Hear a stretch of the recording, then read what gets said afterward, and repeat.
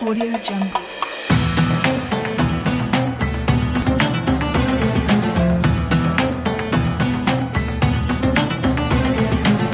Audio Jungle. Audio Jungle.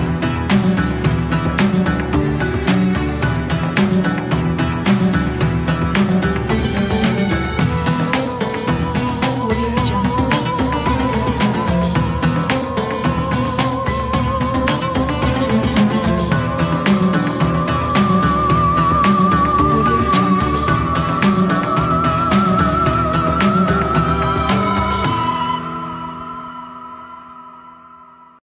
Assalamualaikum warahmatullahi wabarakatuh.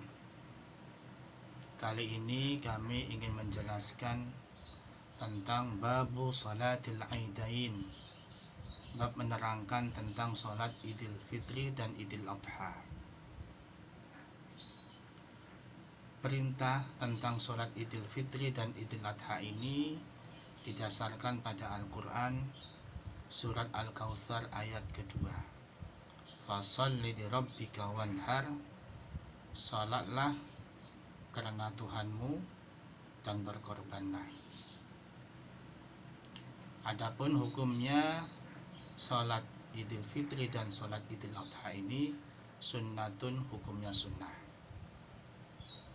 Bal hiya afdhalun nawafil, bahkan dikatakan bahwasanya salat Idul Fitri dan Idul Adha ini termasuk paling utama-utamanya amalan sunnah dibandingkan amalan sunnah yang lainnya. Wakilah dikatakan innaha fardu kifayatin, ada yang mengatakan hukumnya sholat Idul Fitri dan Idul Adha ini fardu kifayah. Artinya kalau di suatu kampung tidak ada yang mau sholat Idul Fitri dan Idul Adha, maka seluruh orang yang ada di kampung itu berdosa.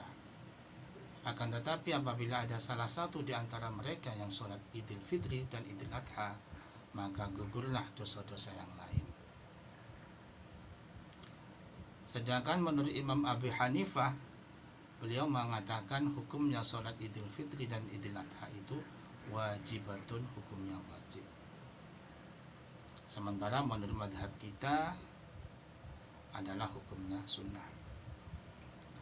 Waktuha, adapun waktunya sholat atau pelaksanaan sholat Idul Fitri dan Idul Adha ini min tulu'is syamsi ila zawal, yaitu mulai terbitnya matahari sampai tergelincirnya matahari waktu zuhur.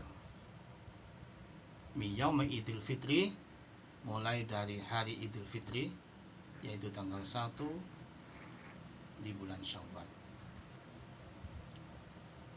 Wa mi yaumi Idul Adha, mulai dari hari Idul Adha, ketika sholatnya sholat Idul Adha, yaitu pada tanggal 10 di bulan Dzulhijjah. Ada beberapa amalan sunnah yang perlu kita amalkan sebelum kita berangkat melaksanakan sholat Idul Fitri maupun Idul Adha. Yang pertama, ta'khiruha ila an tartafi'a qadra rumhin. Hendaknya ketika pelaksanaan sholat Idul Fitri dan Idul Adha itu diundur sampai tingginya matahari kurang lebih seukuran 1 tombak. Itu baru bisa sunnahnya dilaksanakannya sholat Idul Fitri maupun Idul Adha.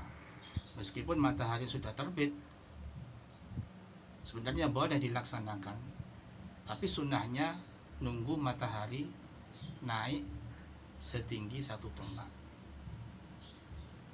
Yang kedua, sunnahnya fi'luha bil masjidi inittasa'ah. Sunnahnya pelaksanakan sholat Idul Fitri dan Idul Adha itu di masjid apabila tempatnya luas. Wa illa fi ghairihi, akan tetapi apabila tempatnya tidak luas, tidak mencukupinya, boleh dilaksanakan di luar masjid, di lapangan dan lain sebagainya. Wa taqiful haidu bi babil masjidi yasma'nal khutbata.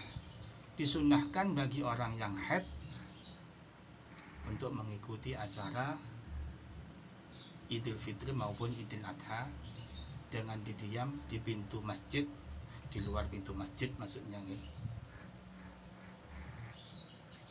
Karena kalau di dalam takutnya mengotori, sambil mendengarkan khutbahnya, khotib yang lagi khutbah di dalam masjid itu.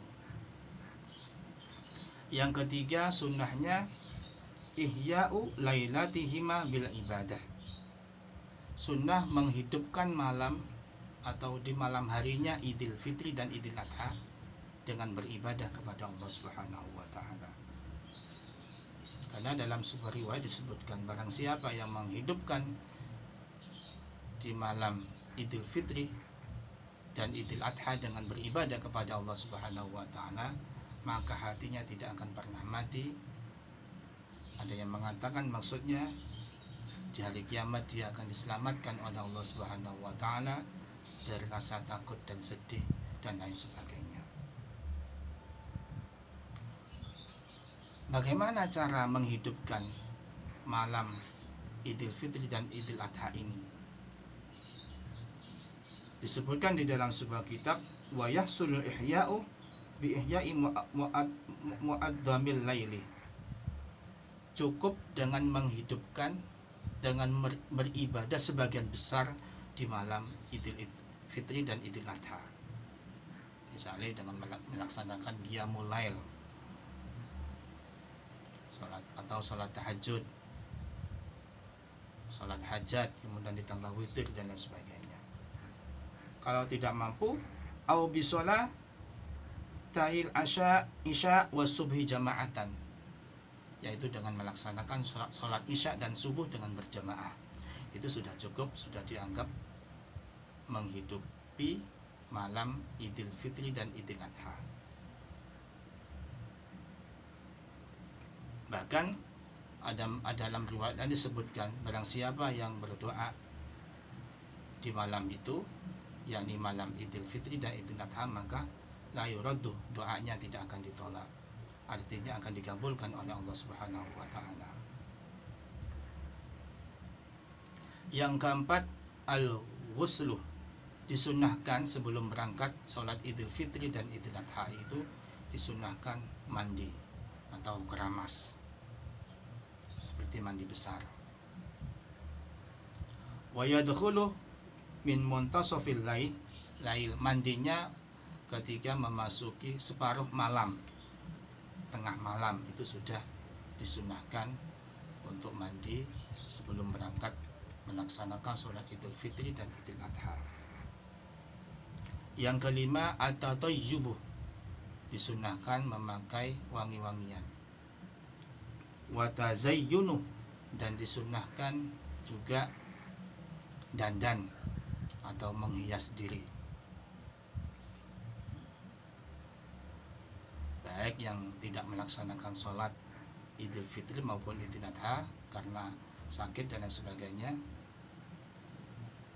atau yang mau melaksanakan sholat Idul Fitri dan Idul Adha.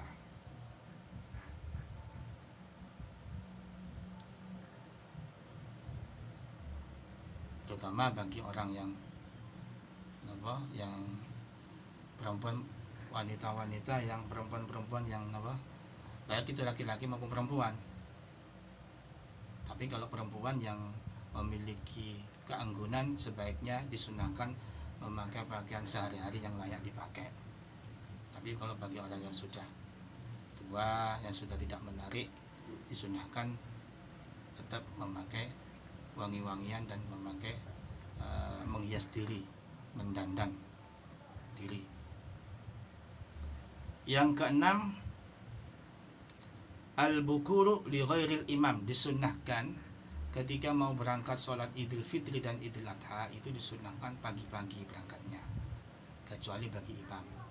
Kalau imam itu agak dianjurkan agak siang, yaitu ketika, maksudnya siang ini ketika mau memulai sholat Idul Fitri dan Idul Adha. Yang ketujuh, al-masyu ilaiha dhahaban, Disunnahkan ketika mau berangkat sholat id, baik Idul Fitri maupun Idul Adha, itu sunnahnya berjalan kaki. Ketika pergi berangkat berjalan kaki. Warruju bi thariqin akhar aqsar. Dan disunnahkan ketika pulang dari sholat Idul Fitri dan Idul Adha niku melewati jalan yang berbeda, yang lebih pendek jalannya.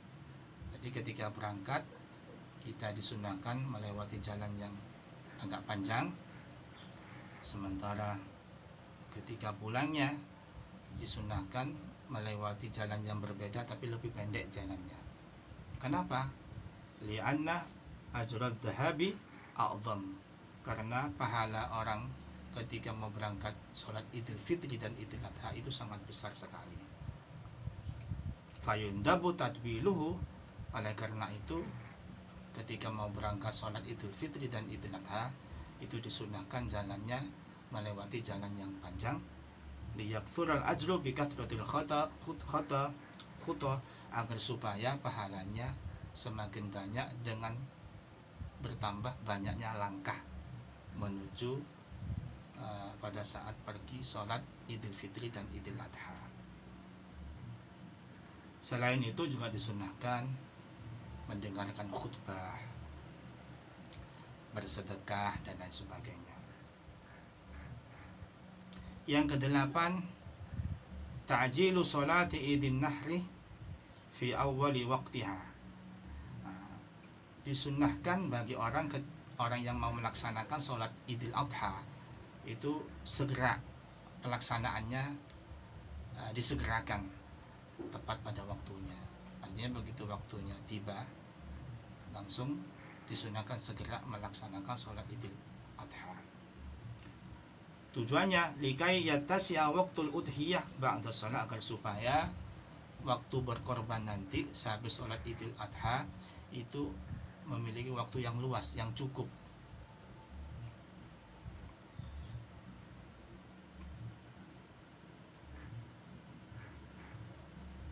Yang kedelapan, takhiru sholati Idul Fitri.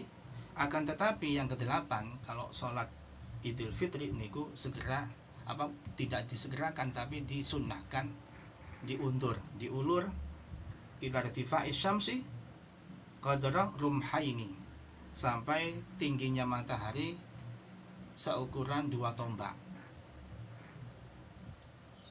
Tadi kan pelaksanaannya kan kalau sholat Idul Adha itu kan sunnahnya kan segera pada saat waktunya, kurang lebih 1 tombak tingginya matahari. Tapi kalau sholat Idul Fitri itu disunahkan diundur sampai tingginya matahari 2 tombak. Tujuannya agar supaya likai yattasi'a waktu ikhrajul fitrati qabla sholat, agar supaya orang yang belum zakat memiliki waktu yang banyak, bisa mengeluarkan zakat sebelum sholat.